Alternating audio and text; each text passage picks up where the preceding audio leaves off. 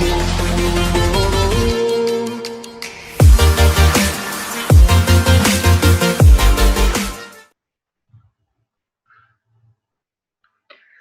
today's topic is sampling distribution of the difference between two sampling means x bar 1 minus x bar 2.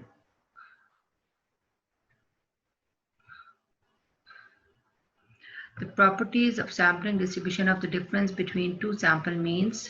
First theorem is 11.7.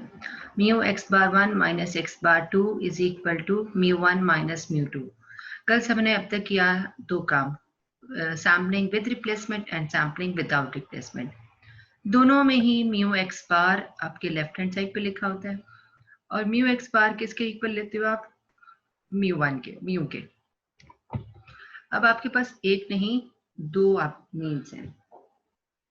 जब दो means हो जाएंगे तो obviously अब आपको उनका डिफरेंस जो है वो लेना होगा। तो आपकी लेफ्ट हैंड साइड पे जो चेंज आएगा वो mu x bar 1 minus mu x bar 2। यानी प्रीवियसली हम जितना काम करते रहे हैं वो ये था, 1 भी नहीं होता था, सिर्फ म्यू एक्स बार और ये किसके इक्वल होता था? सिंपल म्यू के, बगैर 1 के। अब इस साइड पे आपने डिफरेंस लिया x बार 1 माइनस एक्स बार 2, तो यहाँ पर भी आपका डिफरेंस आएगा म्यू 1 माइनस म्यू 2। अब आपने विद रिप्लेसमेंट जब देखना है तो उसी तरह इसमें भी चेंज आएगा, सिग्मा x बार 1 माइनस एक्स बार 2 स्क्वायर। तो ये सिग्मा स्क्वायर जो है पहले सिर्फ था सिग्मा स्क्वायर ओवर n, अब आपने 1 भी लिखना है और 2 भी। अब कोई मुझे बता सकता है कि यहाँ तो माइनस है, ये वाला साइन जो है माइनस का है और इसमें जो साइन है वो प्लस का है, तो ये कैसी बात है? एक तरफ माइनस है और एक तरफ प्लस है। कोई भी बता सकता है कि ऐसा क्यों है? मैम शायद इसलिए क्योंकि वेरिएंस जो होता है वो स्क्वायर में होता है तो हर चीज को पॉजिटिव कर देता है। हाँ जी, ये भी एक वजह है। और अगर आप देखें तो वेरिएंस की प्रॉपर्टी हमने पढ़ी थी, variance of A x. Variance of A x किसके इक्वल थी? वेरिएंस ऑफ ए एक्स, ओहो, ए स्क्वायर वेरिएंस। हाँ जी, ए स्क्वायर। तो अब अगर ए आपका -1 है, हमारे केस में ये है ना -1 है, तो -1 का स्क्वायर हो जाएगा। ठीक है, -1 क्यों कह रही हूँ? यहाँ पर ये -1, अगर हम 1 यहाँ पर लिख भी लें तो ये आपका -1 ही होगा। यहाँ पर ये जो है ये आपका माइनस जो है सिंपल -1 भी लिख सकते हैं।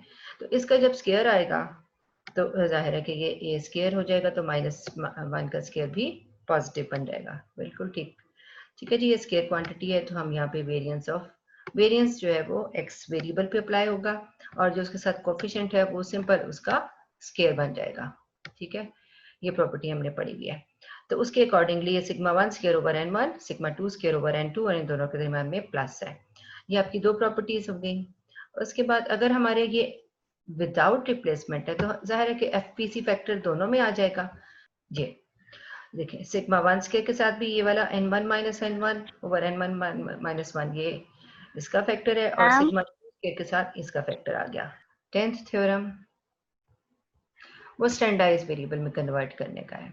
ठीक है, अब हम अगर देखें जो हमने बेसिक जी स्कोर का जेड स्टैटिस्टिक का फॉर्मूला पढ़ा था, वो जेड स्टैटिस्टिक का फॉर्मूला क्या था? वो था z इज इक्वल टू हम यहाँ पे वेरिएबल लिखते थे, रैंडम वेरिएबल x।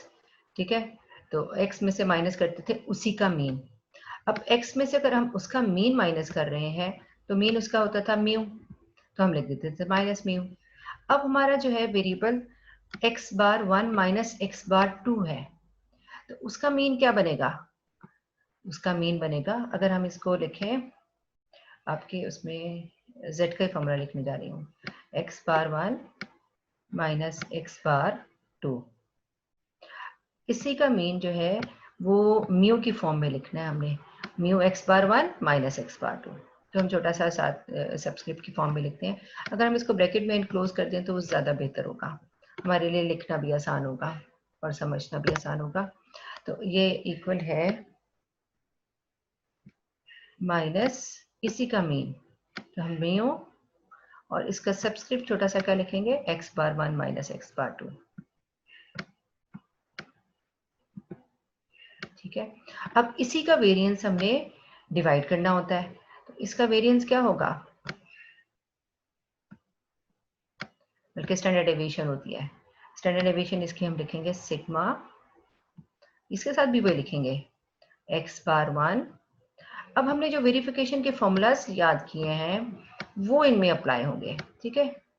ये x बार 1 माइनस x बार 2, इनके जो फॉर्मूलाज, अगर हमने विथ का है तो इनमें विथ के फॉर्मूलाज लगा देंगे, विदाउट का है तो हमने विदाउट के लगा देने हैं, लेकिन हमने लिखना ये इसी तरह से, ये हमारा z स्कोर बन गया, ठीक है। जब हमारा ये कन्वर्ट होके आएगा तो जो स्टेटमेंट बनेगी इसकी जगह पर हमने यूज कर देना है आपका जो वेरिफिकेशन का फॉर्मूला है, जो कि आपकी बुक में देखेंगे लिखा हुआ है μ1 माइनस μ2। इसका जो फॉर्मूला है ये विद रिप्लेसमेंट की दफा क्वेश्चन में ये वाला सब्स्टिट्यूट हो जाएगा, और अगर विदाउट का क्वेश्चन है तो फिर आपका ये वाला सब्स्टिट्यूट हो जाएगा इसकी जगह पर।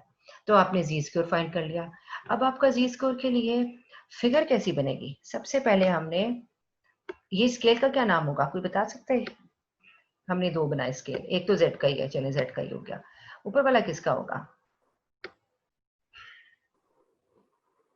जल्दी से बता दें। म्यू एक्स बार का नहीं, हमेशा वेरिएबल का होता है, वो होगा x बार 1 माइनस x बार 2, ठीक है। x बार 1, आप देखिए z का फॉर्मूला ही देख लें, z के फॉर्मूला में जो वेरिएबल है पहले x होता था तो हम यहाँ x लिखते थे, ठीक है ना। आप ये देखें पहले जो है यहाँ पर सिग्मा, ये हम ठीक है ना। अगर हम इस फिगर को देखें तो x वेरिएबल एक लिखते थे और दूसरा हम लिखते थे ये वाला z, ठीक है ना। तो इन दोनों की हेल्प से हम फिगर बना लेते थे।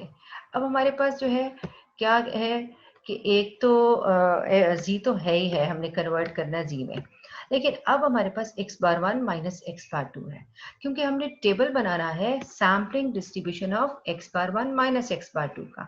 पहले हमारे पास होती थी फ्रीक्वेंसी डिस्ट्रीब्यूशन, प्रोबेबिलिटी डिस्ट्रीब्यूशन, इसके लिए थी प्रोबेबिलिटी डिस्ट्रीब्यूशन, तो उस प्रोबेबिलिटी डिस्ट्रीब्यूशन x की थी तो उससे भी फिगर ऐसी ही कुछ बनती थी, अगर हम उसकी शेप भी बनाए तो ऐसी ही बनती थी, लेकिन जो स्केल था वो आपका x का स्केल था, और दूसरा स्केल जब हम z में कन्वर्ट करते थे तो वो क्या आ जाता था, z स्कोर।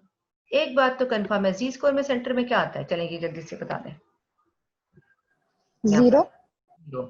तो अब आपके z स्कोर के सेंटर में क्या आएगा, अब भी 0 ही आएगा, ठीक है। ये वैल्यू अब भी 0 है।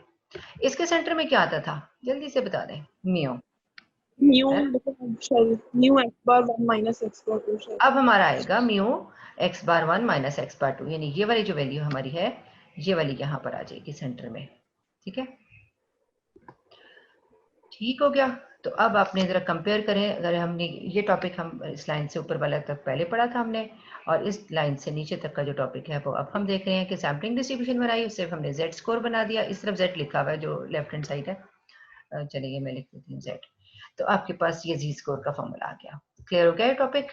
ये थ्योरम हमारा 10th थ्योरम था, हमने इससे रेलिवेंट 4 थ्योरम पढ़ लिए, एक मीन का, 2 स्टैंडर्ड डेविएशन के, एक हमने अब z स्कोर का देखा है। अब हम आगे चलते हैं। मैम स्टैंडर्ड डेविएशन नहीं कहलाता? हाँ, स्टैंडर्ड एरर जो है ना उसमें डिवाइड n से करते हैं। अगर आप फॉर्मूला देखो ऊपर क्या है, स्टैंडर्ड डेविएशन, ये नजर आ रहा है मेरा एरो, स्टैंडर्ड डेविएशन। जब भी स्टैंडर्ड डेविएशन को सैंपल साइज पे डिवाइड कर देते हैं तो वो स्टैंडर्ड एरर बन जाता है। अब मुझे बताओ ये वाली वैल्यू अगर हम देख लें sigma 1 square over n1, n का साइज अगर बड़ा हो जाएगा, जब भी डिनोमिनेटर बड़ा होता है ये पूरी वैल्यू क्या हो जाएगी, छोटी हो जाएगी ना। फर्स्ट किया यहाँ पे 2 रखा, ऊपर फॉर एग्जाम्पल 10 है, ठीक है, 10/2 आया तो आंसर क्या आया 5। अब 2 को बढ़ा के मैंने कर दिया 3, अब क्या आंसर आएगा 4, कुछ छोटा हो जाएगा ना, 10/3, 3 पॉइंट समथिंग आ जाएगा। अगर मैं 3 से बढ़ा के इसको 5 कर देती हूँ तो 10/5, 2 आ गया। इसका मतलब है जैसे जैसे ये डिनोमिनेटर बड़ा होता जाएगा आपका स्टैंडर्ड एरर कम होता जाएगा, लेकिन स्टैंडर्ड डेविएशन पे कोई फर्क नहीं पड़ेगा, वो 10 की 10 ही रहेगी, ठीक है। Standard error decreases as sample size increases. ये मैंने आपके प्रेजेंटेशन में भी बड़ी अच्छी तरह आपको फिगर बताया था कि स्टैंडर्ड एरर में और सैंपल साइज में क्या रिलेशनशिप है. As sample size increases standard error decreases. 11.3 the 1b, let x bar 1 represent the mean of the sample size n1 2 selected with replacement. ठीक है जी, हमने जो पॉइंट्स नोट करने हैं वो हम नोट कर लेते हैं. एक तो हमारा है कि बल्कि हम हाईलाइटर लेते हैं. एक तो हमने n1 लिया, 2 आ गया.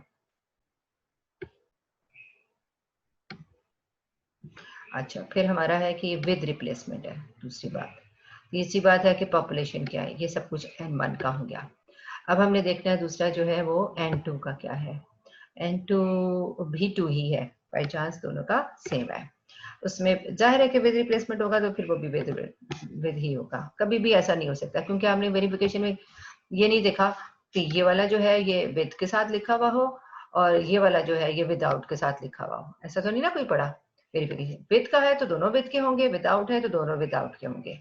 अच्छा, और इसकी पॉपुलेशन देखिए और भी छोटी होगी, इतनी सी पॉपुलेशन है. ठीक है जी, अब हम इसको नोट कर लेते हैं सारा कुछ. और n1 की वैल्यू हो गई 4. अच्छा, उसके साथ ही हमने लिखा स्मॉल n1 कितना है, वो हमारा है 2. चलिए, डन हो गया. अब हम इसके पैरेलल लिखते हैं capital N 2. n2 is equal to, ये कितना था, ये मेरा ख्याल 2 ही था. ठीक है, 2 ही इसका साइज था और इसका भी सैंपल साइज 2 ही था. ऐसे ही है ना. चलें, ये हो गया. अब हमने लिखना है all possible samples drawn with replacement. ठीक है, with replacement from population 1. Population 1. चलो जी, इसका फॉर्मूला क्या आएगा, n1 और इसके ऊपर आपने छोटा सा क्या लिख देना है, स्मॉल n1. वो इस मुझसे लिखा नहीं जाएगा तो मैं ना ऐसे लिख देती हूँ, छोटा सा ऊपर n1. ठीक है, ये फॉर्मूला. चलिए जी, वैल्यू लगाएं इसमें. अगर हम फॉर्मूला में तो क्या रिजल्ट आएगा, इसका रिजल्ट आएगा 4 स्क्वायर 4. इसको हम ना ऐसे लिखते हैं, ऐसे, इसका मतलब पावर में गया है तो ये 16 आ गया आपका. वो देखो उसने सॉल्व भी कर दिया, इसने खुद ही सॉल्व कर दिया आपको कि ये 16 है. सेम यही हमने काम किसके लिए करना है, दूसरे के लिए. चलिए जी, हम इसको कॉपी कर लेते हैं और यहाँ लिख देते हैं हम. अच्छा, अब हमारा n2 आ जाएगा ना यहाँ पर. ठीक है, ये वाला जो है ये n2 ऐसे आ गया और इसकी पावर जो है, पावर मैं ये डाल देती हूँ. ठीक है, स्मॉल n2. अच्छा, इसका आंसर कितना आएगा, 2 का 2 तो 4 आ गया. ठीक है ना, 2 रेज़ टू पावर 2 4 आ गया आपका. अच्छा, अब हमने क्या करना है, दोनों के सैंपल साथ साथ बनाने हैं. एक हमने बनाया सैंपल नंबर और दूसरे कॉलम में हम बनाते हैं इसके सैंपल्स और तीसरे में बनाते हैं इसका x बार 1. ठीक है, x बार 1 मैंने ऐसे लिख दिया. अच्छा, उसके साथ हम थोड़ी स्पेस के बाद हम लिखते हैं, फिर सैंपल्स बनाएंगे हम. सैंपल नंबर, सैंपल्स और फिर x बार 2. ठीक है, x बार 2. अब हमने क्या करना है, सैंपल नंबर 1 में कितने सैंपल बन रहे हैं, 16. तो मैं काउंटिंग लिख लेती हूँ, 1 2. चलिए, यहाँ से मैं इसको 16 तक ले जाती हूँ. ये 16 तक चला गया. ठीक है, चलो इसके सैंपल्स कितने बनने हैं, इसके 4 ही बनने हैं. चलो वैसे ही लिख लेते हैं, 1 2 3 4. चलिए 4 बन गए. अच्छा, सैंपल बनाने का तरीका क्या था, कुछ याद है. इसका हमारा फॉर्मूला है 4 रेज़ टू पावर स्क्वायर, तो तभी 16 बना. तो हम इसके लिए क्या लिखेंगे, इसके ऊपर लिखेंगे 4 रेज़ टू पावर 0. ऐसे लिखेंगे ना, 4 रेज़ टू पावर 0 पहले कॉलम में आएगा, यानी हर ऑब्जर्वेशन एक दफा. और फिर कॉमा के बाद हम क्या लिखेंगे, 4 रेज़ टू पावर 1. हाँ, हर वैल्यू 4 टाइम्स. ठीक है, इसको अगर हम सॉल्व करें तो 4 रेज़ टू पावर 1 का मतलब है 4. 2 रेज़ टू पावर 0 और 2 रेज़ टू पावर 1. ठीक है, ऐसे लिखेंगे 2 रेज़ की पावर 1 और दरमियान में आएगा कॉमा। चलें जी, अब हम बनाते हैं इसके सैंपल्स। तो पहला सैंपल मुझे बताएं कि क्या बना यहाँ पर। इसका पहला सैंपल बना हर वैल्यू एक दफ़ा। वैल्यूज क्या थी? -2, 0, 2, 4, ये वैल्यूज थी ना। दूसरे में हम हर वैल्यू 4 टाइम्स लिखेंगे, तो -2 4 टाइम्स आएगा, -2, -2, -2, -2। चलिए, इस कॉलम में फिर हर वैल्यू एक दफ़ा, तो फिर हर दफ़ा लिखनी है तो हम इसी को कॉपी कर लेते हैं। मैं कॉमा नहीं में डाली, मैंने 2 कॉलम्स ले लिए हैं। ठीक है, हर वैल्यू एक दफ़ा, फिर लिखा हर वैल्यू एक दफ़ा। मैंने ना पेस्ट करना था इसलिए मैंने ऐसे कर लिया, हर वैल्यू एक दफ़ा। और यहाँ पर हर वैल्यू 4 टाइम्स, तो -2 4 टाइम्स आ गया। अब कितने आ गया 4 टाइम्स आने हैं? 0, ऐसे है ना।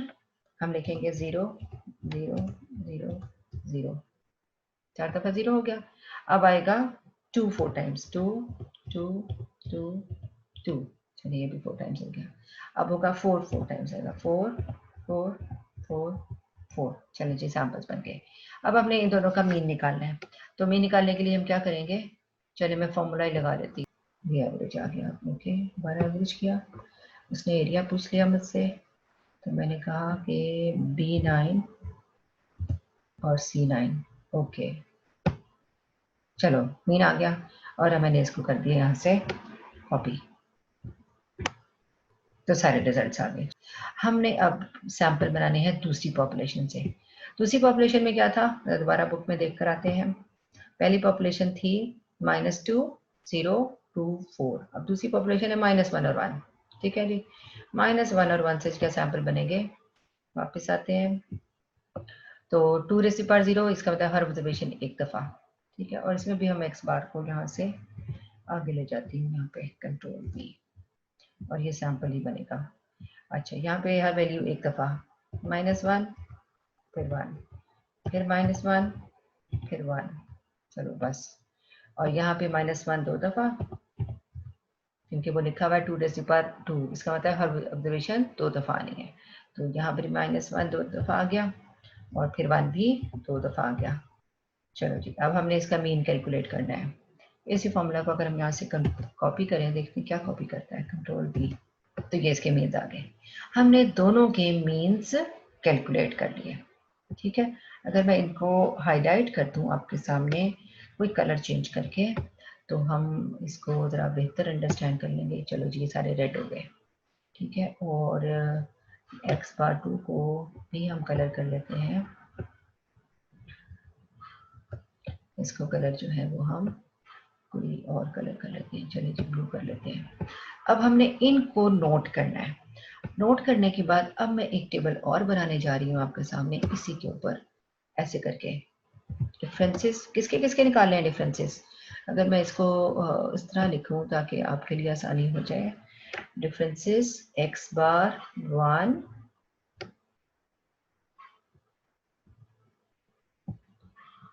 माइनस x बार 2। अच्छा, ठीक है, और मैं यहाँ पे एक टेढ़ी लाइन लगाने लगी हूँ ऐसे करके, और यहाँ पे एक मैं ऐसे करने लगी हूँ। चलो, यहाँ मैंने लिख दिया, इस तरफ लिखा x बार 1, कहीं भी लिख लें, ठीक है, x बार 1, और दूसरी तरफ मैंने क्या लिखा, x बार 2। -2 कितने टाइम्स है? एक -2 ये था, पहला वाला -2 है, ये आपको मेरी बात समझ आ रही? एक ही -2 है। ठीक है, उसके बाद -1 कितने हैं? कितने -1 है इसमें? 2 टाइम। 2 टाइम, चलो 2 टाइम लिख लिया -1। ओके, उसके बाद 0 कितने हैं? 1 2 3, 3 है ना। चलो 3 0 लिख लिया, 0 0 0। अच्छा, उसके बाद 0 के बाद वो क्या है, 1 1 कितने टाइम्स है? 1 4 कितने टाइम्स है? टाइम्स। 4। चलिए 1 भी 4 टाइम्स लिख लिया।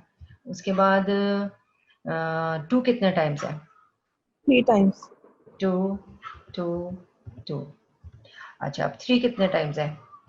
3 और 2 टाइम्स। 2 टाइम्स, और 4 एक टाइम। ठीक है ना, चलो डन हो गया। और यहाँ पर -1 कितने टाइम्स है?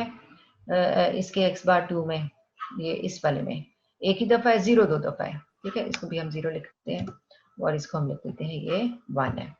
अब हमने क्या करना है इस पूरे टेबल में x बार 1 माइनस एक्स बार 2, यानी हमने ये काम करना है। ये जो हमने इसके टाइटल में लिखा हुआ है ना, हमने इसके टाइटल में ये लिखा हुआ है कि x बार 1 माइनस एक्स बार 2, हमने ये काम कर लेना है।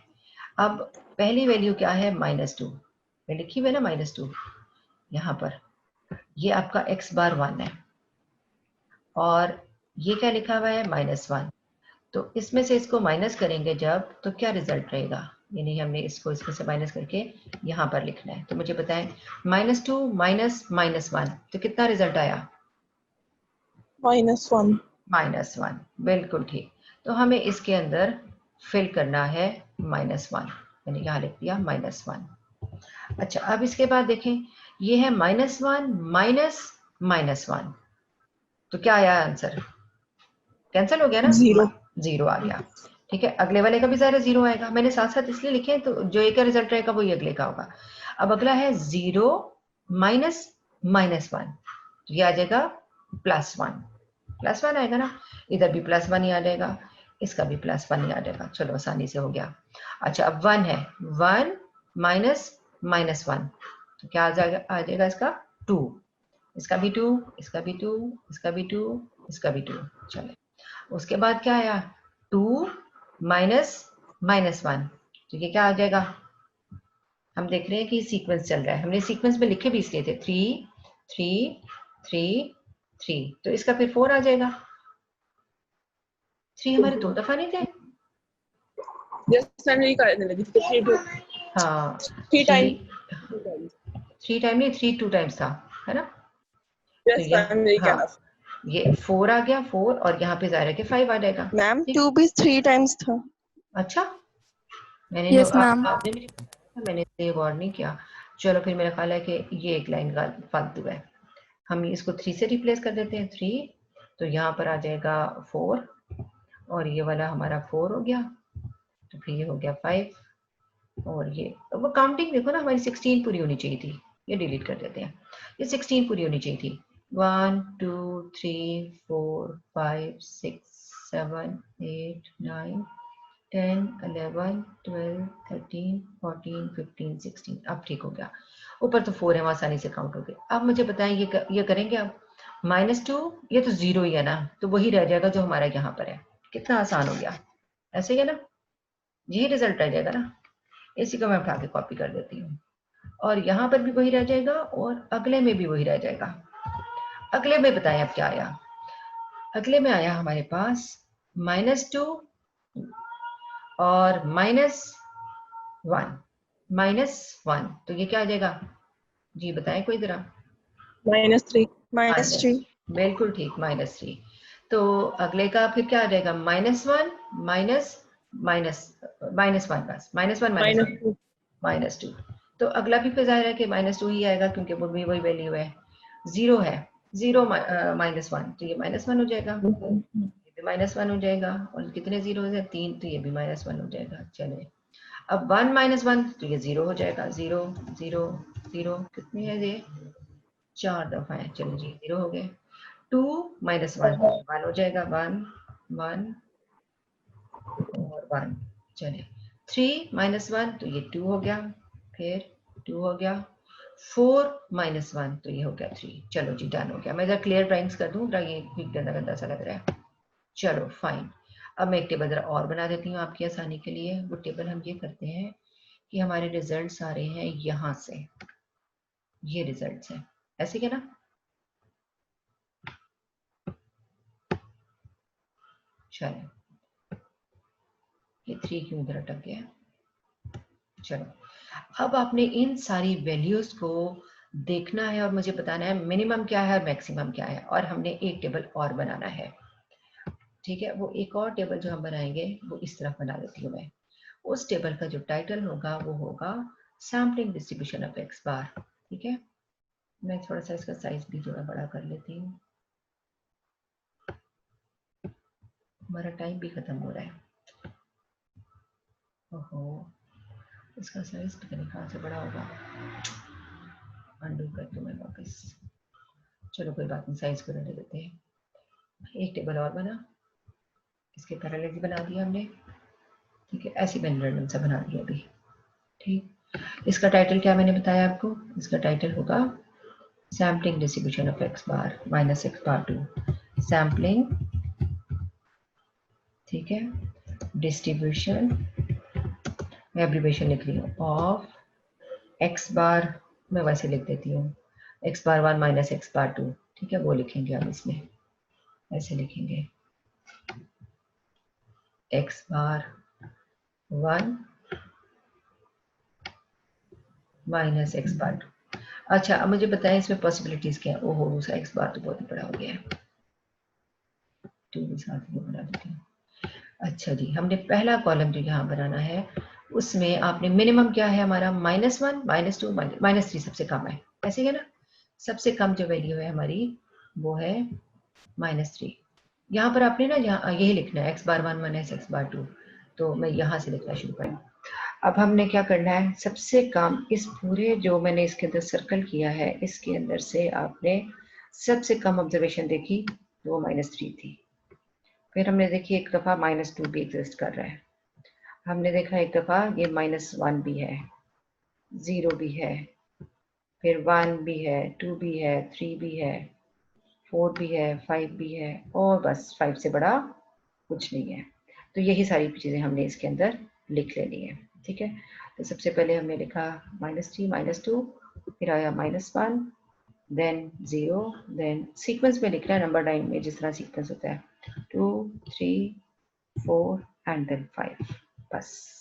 और यहीं तक हमारी इसकी वो डिस्ट्रीब्यूशन बन रही थी, यानी हमें यहाँ पर एक लाइन इस तरह से ड्रॉ कर देनी है। ठीक है, और ये बस नीचे वाला बॉक्स हमारा फालतू बन गया है, ये हमारा यहाँ पे खत्म। अच्छा, अब दूसरा कॉलम किसका बनता होता है, दूसरा कॉलम हम बनाते हैं हमेशा फ्रीक्वेंसी का।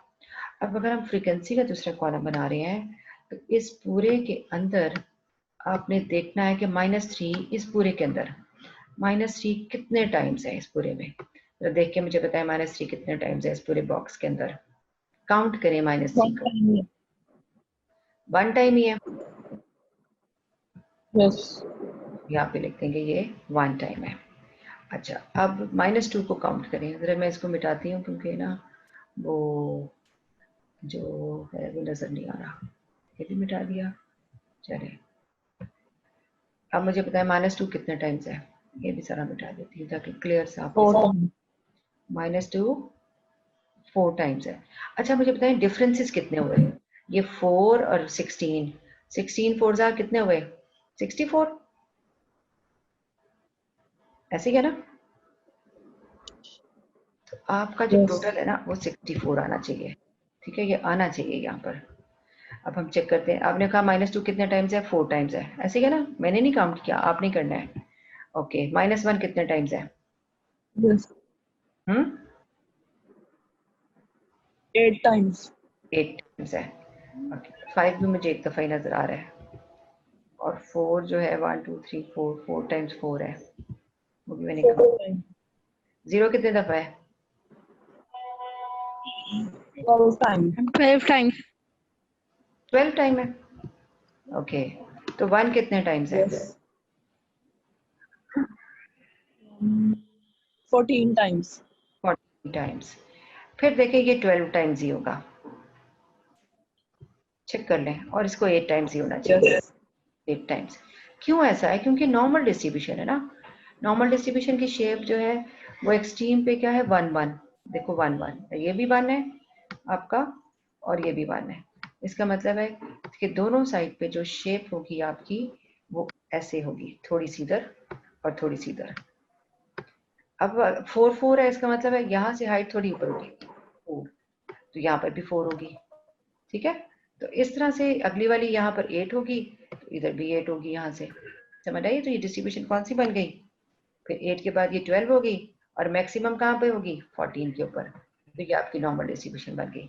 तो इसकी डिस्ट्रीब्यूशन नॉर्मल ही बननी चाहिए आपकी, कि ये नॉर्मल को फॉलो कर रहा है। अगर सैंपल जो है वो इस तरह से बन रहे हैं तो ये फिर फॉलो करेगा नॉर्मल को। अच्छा जी, अब है अगला कॉलम कौन सा बनता है, एफ ऑफ, बड़ा सा बनेगा, एफ ऑफ एक्स, ब्रैकेट में हम लिखेंगे x bar 1 minus x bar 2, इस पूरे के अंदर लिखेंगे हम x bar 1 minus x bar two, यही जो हमारा यहाँ लिखा हुआ है। कैसे बनेगा ये कॉलम? इस कॉलम की वैल्यू क्या आएगी? 1/64, 1/64, 4/64, 8/64, 12/64, 14/12/8/4/1 और इसका रिजल्ट कितना आएगा? ये 1 आएगा, 64/64। और बाकी कॉलम्स क्या बनेंगे? बिल्कुल उसी तरह से बनेंगे जिस तरह से बनते हैं। ये जो हमारा फर्स्ट कॉलम है इसको और ये जो हमारा ये वाला कॉलम बनेगा, इन दोनों को मल्टीप्लाई करोगे तो आपका नेक्स्ट कॉलम बन जाएगा और उस कॉलम का कैप्शन होगा x⁻1 minus x⁻2 into f of x⁻1 minus x⁻2। और वेरिएंस के लिए हमें क्या करना पड़ेगा? पहले वाला जो कॉलम है इसका square x⁻1 minus x⁻2 whole square into f of x⁻1 minus x⁻2। ठीक है जी, ये आपने कॉलम्स बना लेने हैं और यहाँ से आपने जो मीन वेरिएंस निकालेंगे, मीन वेरिएंस के फॉर्मूलाज क्या होंगे? इसका आपका मीन का फॉर्मूला, यहाँ से हमने मीन का फॉर्मूला लगाना है म्यू x⁻1 माइनस x⁻2 और ये किसका कॉलम का सम होता है? ये जो हमने नेक्स्ट कॉलम बनाना है उस कॉलम का सम ही आ जाएगा। ओहो, x⁻2, ये सम होगा किसका? a की समीशन होगा, यही x⁻1 माइनस x⁻2, मैं ब्रैकेट लिख देती हूँ खाली, इसके अंदर वही लिखना है आपने, इनटू f और f के साथ भी हमने क्या लिखना है? x⁻1 minus x⁻2। जो हमारा वेरी नेक्स्ट कॉलम बनना है उस कॉलम का जो सम होगा, यानी यहाँ पर जो कॉलम बनना है यहाँ पर, उस कॉलम का जो सम होगा यहाँ पर आएगा, वही इसका रिजल्ट होगा। और इसी तरह वेरिएंस का फॉर्मूला आप लगा लोगे, ठीक है, और वेरिएंस का आंसर आपके पास आ जाएगा सिग्मा स्क्वायर x⁻1 x⁻2। ये आपने कैलकुलेट कर लेनी है, फिर उसके बाद आपने वेरिफिकेशन कर लेनी है। ठीक है, यहाँ तक थोड़ा सा डिफरेंट था, बाकी सारा कुछ वही है। ठीक है, हमने विद रिप्लेसमेंट की थी तो विद रिप्लेसमेंट की वेरिफिकेशन होगी, विदाउट करेंगे तो विदाउट की वेरिफिकेशन होगी। तो ये आपका इस तरह से x⁻1 माइनस x⁻2 ये आ गया। देखिए वेरिफिकेशन भी दी हुई है, ये भी कर लेनी है आपने। चले, ओके गर्ल्स, अल्लाह हाफिज।